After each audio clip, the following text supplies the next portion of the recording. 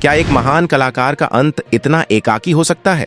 भारतीय सिनेमा के स्वर्ण युग को अपनी सुरीली आवाज से सजाने वाली दिग्गज गायिका सुमन कल्याणपुर के निधन ने पूरे देश को गहरे शोक में डुबो दिया। लेकिन उनके जाने के दुख से कहीं ज्यादा उनके अंतिम सफर से जुड़ी एक ऐसी विचलित करने वाली बात सामने आई जिसने हर किसी को सन्न कर दिया। दावा किया गया कि जिस आवाज के दीवाने कभी करोड़ों लोग थे, जिसने संगीत को अपना पूरा जीवन सौंप दिया, उस महान हस्ती की अंतिम यात्रा में कोई शामिल ही नहीं हुआ। क्या सच में एक सुर साम्राज्य का अंतिम संस्कार इतनी खामोशी, वीराने और अकेलेपन में हुआ? क्या सच में उनके आखिरी पलों में दुनिया ने उनसे मुंह मोड़ लिया था? या फिर इस दिल दहला देने वाले दावे के पीछे कोई और ही गहरी सच्चाई छिपी है?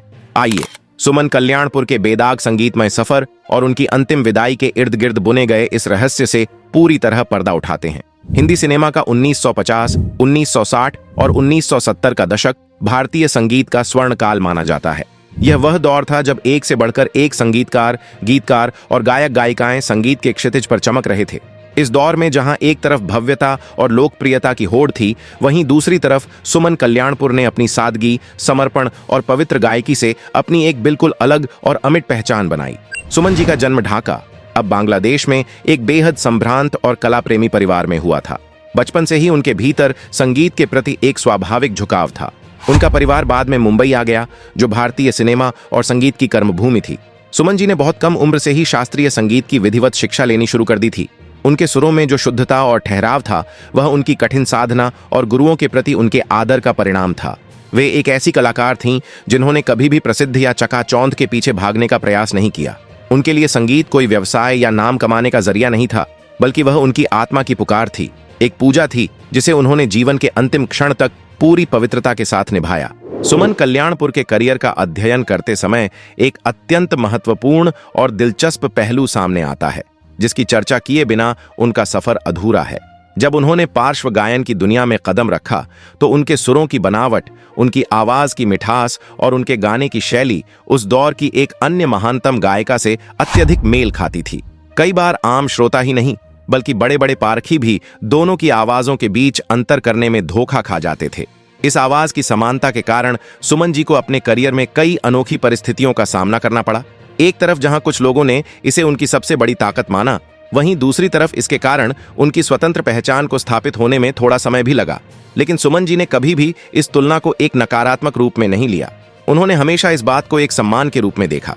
इतिहास गवाह है कि जब भी उस दौर की शीर्ष गायिका किसी कारणवश किसी गीत के लिए उपलब्ध नहीं होती थीं, या जब संगीतकारों को एक वैसी ही अद्वितीय मिठास और शास्त्रीय पकड़ वाली आवाज की जरूरत होती थी, तो हर संगीतकार की पहली और एकमात्र पसंद सुमन कल्याणपुर ही होती थी।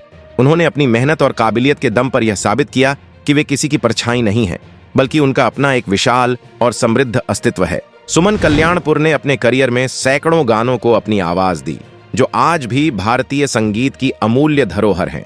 उनके गाए गीत आज भी रेडियो, टेलीविजन और डिजिटल प्लेटफॉर्म्स पर उतने ही चाव से सुने जाते हैं जितने वे अपने दौर में सुने जाते थे। उनके कुछ सबसे प्रसिद्ध गीतों के पीछे के किस्से भी उतने ही दिलचस्प हैं। उदाहरण के लिए फिल्म जब जब फूल खिले का सदाबहार गीत नाना करते प्यार तुम्ही से कर बैठे, नाना करते प्यार तुम्ही से कर बैठे, आज भी हर पीढ़ी के जुबान पर रहता है।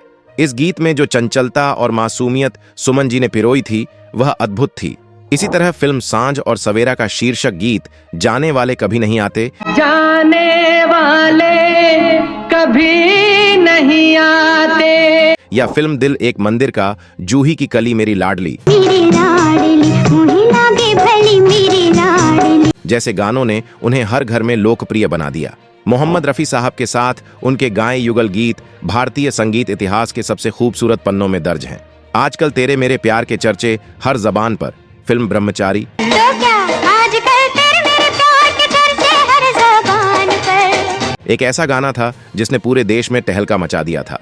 इस गाने की रिकॉर्डिंग के समय का एक प्रसिद्ध किस्सा है कि संगीतकार शंकर जयकिशन एक ऐसा प्रयोग करना चाहते थे जो पारंपरिक गानों से हटकर हो।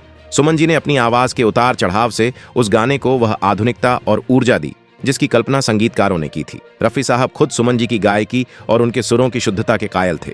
वे अक्सर कहते थे कि सुमन जी के साथ गाना हमेशा एक बेहतरीन अनुभव होता है, क्योंकि उनके सुर कभी डगमगाते नहीं हैं। उस दौर के जितने भी महान संगीतकार थे, चाहे वे नौशाद साहब हों, मदन मोहन जी, रोशन जी, कल्याण जी आनंद जी या लक्ष्मीकांत प्यारेलाल, सभी सुमन कल्याणपुर की कार्यशैली के मुरीद थे। सुमन जी के बारे में एक बात बहुत प्रसिद्ध थी कि वे रिकॉर्डिंग स्टूडियो में हमेशा समय से पहले पहुंचती थीं। वे बिना किसी नखरे या बिना किसी अतिरिक्त मांग के चुपचाप कोने में बैठकर अपनी डायरी में गाने के बोल लिखती थीं और घंटों रिहर्सल करती थीं। मदन मोहन जी, जिन्हें गजलों का राजा कहा जाता है, उन्होंने सुमन जी की आवाज का उपयोग कुछ बेहद गंभीर और संवेदनशील गानों में किया था। उनका मानना था कि सुमन जी की आवाज में एक अनूठी करुणा और गहराई है जो सीधे सुनने वाले के दिल को छूती है।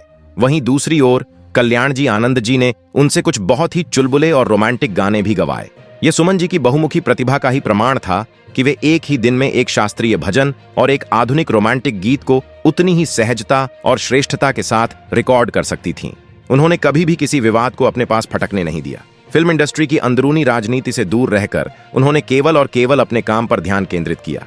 एक सफल और शानदार पारी खेलने के बाद जैसे जैसे हिंदी सिनेमा का परिदृश्य बदला और संगीत की शैलियों में बदलाव आने लगा, सुमन कल्याणपुर ने धीरे धीरे खुद को मुख्य धारा के पार्श्व गायन से दूर कर लिया।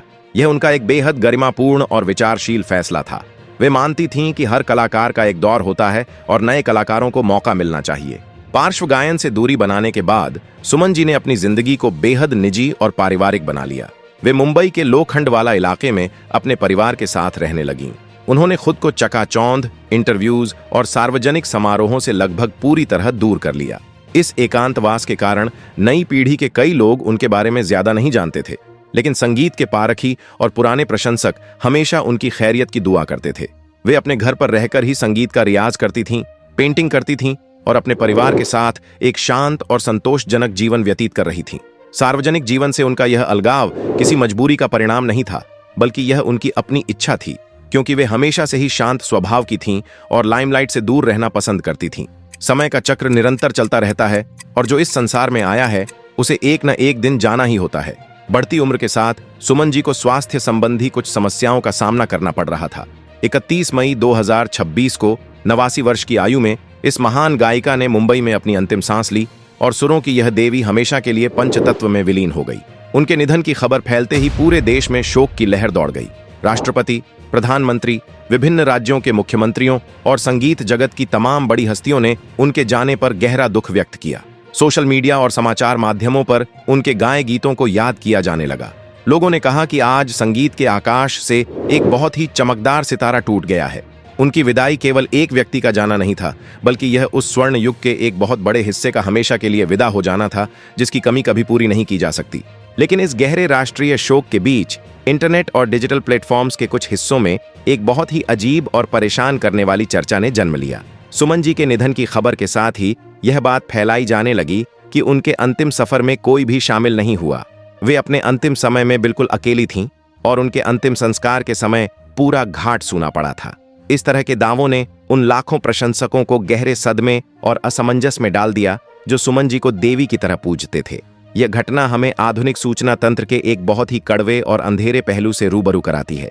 जब कोई बड़ी हस्ती इस दुनिया से जाती है तो समाज का एक बड़ा हिस्सा उनके प्रति सम्मान और कृतज्ञता व्यक्त करता है, लेकिन वहीं दूसरी तरफ कुछ ऐसे भी तत्व सक्रिय हो जाते हैं जो इस दुखद अवसर को भी एक सनसनीखेज कहानी में बदलने का प्रयास करते हैं।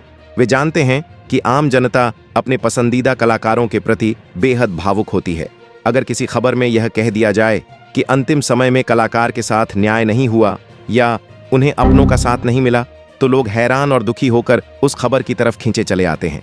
यही मानवीय कमजोरी इन भ्रामक चर्चाओं का सबसे बड़ा ईंधन बनती है। किसी भी बात पर विश्वास करने से पहले तथ्यों की धरातल पर उसकी जांच करना एक सभ्य और जागरूक समाज की पहचान है।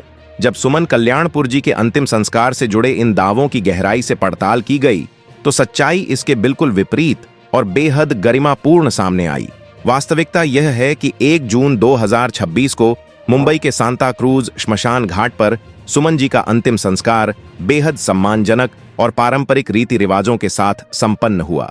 चूंकि सुमन जी पिछले कई दशकों से बेहद निजी जिंदगी जी रही थीं, इसलिए उनके परिवार की भी यही इच्छा थी कि उनका अंतिम सफर भी उतना ही शांत, गरिमापूर्ण और निजी हो जैसा उनका पूरा जीवन रहा था। इस अंतिम संस्कार में उनके परिवार के सदस्य, उनके करीबी रिश्तेदार, मित्र और संगीत जगत के कुछ पुराने साथी मौजूद थे, जिन्होंने नम आंखों से उन्हें अंतिम विदाई दी। इसके अलावा देश के शीर्ष नेतृत्व और संगीत उद्योग के दिग्गजों ने सार्वजनिक रूप से शोक संदेश जारी कर उनकी विरासत को नमन किया था। इसलिए यह कहना कि उनके अंतिम संस्कार में कोई नहीं आया या वे लावारिस थीं, न केवल पूरी तरह से गलत है, बल्कि यह उस महान कलाकार की स्मृति और उनके परिवार की निजता का घोर अनादर है। सुमन जी को उनके जीवन में भी भरपूर प्यार और सम्मान मिला और उनकी विदाई भी उतनी ही सम्मानजनक रही। सुमन कल्याणपुर जैसे कलाकारों की महानता इस बात में नहीं होती कि उनके अंतिम सफर में कितनी बड़ी भीड़ उमड़ी थी, बल्कि इस बात में होती है कि उन्होंने अपने पीछे जो सांस्कृतिक विरासत छोड़ी है वह कितनी समृद्ध है। उन्होंने जो गाने गाए, जो सुर देश को दिए, वे आने वाली कई सदियों तक गूंजते रहेंगे। असली सम्मान यह है कि जब भी कोई संगीत प्रेमी उनके किसी गीत को सुनेगा तो उसके मन में सुमन जी के प्रति श्रद्धा का भाव अपने आप उमड़ पड़ेगा। हमें एक समाज के रूप में यह सीखना होगा कि हम कलाकारों को उनके काम, उनकी कला और उनकी साधना से आंखें। किसी के निधन जैसे अत्यंत संवेदनशील और गंभीर क्षणों में इस प्रकार की मनगढ़ंत कहानियों को तवज्जो देना बंद करना होगा। कलाकार अमर होते हैं क्योंकि उनकी कला कभी नहीं मरती। सुमन जी आज भले ही हमारे बीच भौतिक रूप से मौजूद नहीं है, लेकिन उनकी सुरीली आवाज हमेशा हमारे आसपास रहेगी और हमें शांति और आनंद का एहसास कराती रहेगी। इस विस्तृत विश्लेषण के बाद यह पूरी तरह साफ हो जाता है कि सुमन कल्याणपुर जी के संपूर्ण जीवन और उनकी विदाई की वास्तविकता क्या है। उन्होंने संगीत की जो सेवा की वह हमेशा भारतीय इतिहास के सुनहरे पन्नों में दर्ज रहेगी। अंततः इस पूरे मामले के संदर्भ में यह स्पष्ट करना अत्यंत आवश्यक है कि गायिका सुमन कल्याणपुर जी के अंतिम संस्कार में किसी के न आने या उनके अकेलेपन को लेकर जो भी बातें सोशल मीडिया पर प्रसारित हो रही हैं, उनकी कोई भी आधिकारिक पुष्टि नहीं हुई है। यह पूरी तरह से एक निराधार, मनगढ़ंत और भ्रामक अफवाह है। उनका अंतिम संस्कार उनके परिवार और प्रियजनों की उपस्थिति में पूरे सम्मान और मर्यादा के साथ संपन्न हुआ था। डिजिटल युग की यह एक बहुत बड़ी विडंबना है कि किसी के पूरे जीवन की तपस्या और उसकी कला को दरकिनार कर कुछ असामाजिक तत्व केवल चंद पलों की झूठी सनसनी को बढ़ावा देने लगते हैं। ऐसे समय में एक जिम्मेदार दर्शक और नागरिक के रूप में हमारी भी यह नैतिक जिम्मेदारी बनती है कि हम ऐसी बेसिर पैर की बातों को फैलने से रोकें। जब भी हम किसी महान व्यक्तित्व के बारे में कोई चौंकाने वाली खबर देखें तो उसे आगे बढ़ाने से पहले उसकी प्रामाणिकता की जांच जरूर करें। सुमन जी को हमारी सच्ची श्रद्धांजलि यही है कि हम उनकी कला और अनमोल गीतों को सहेजें। उनका सादगी भरा जीवन सिखाता है कि चकाचौंध से दूर रहकर भी काम के प्रति सच्ची निष्ठा इंसान को अमर बना देती है। झूठी अफवाहों के शोर से परे उनका निर्मल स्वर भारतीय संगीत के आसमान में हमेशा ध्रुव तारे की तरह चमकता रहेगा। अगर आपको यह सच्ची और सटीक जानकारी पसंद आई हो तो इस वीडियो को लाइक और शेयर जरूर करें। समाज और राजनीति से जुड़ी ऐसी ही असली और प्रामाणिक खबरों के लिए हमारे चैनल को सब्सक्राइब करना बिल्कुल न भूलें। धन्यवाद। जय हिंद।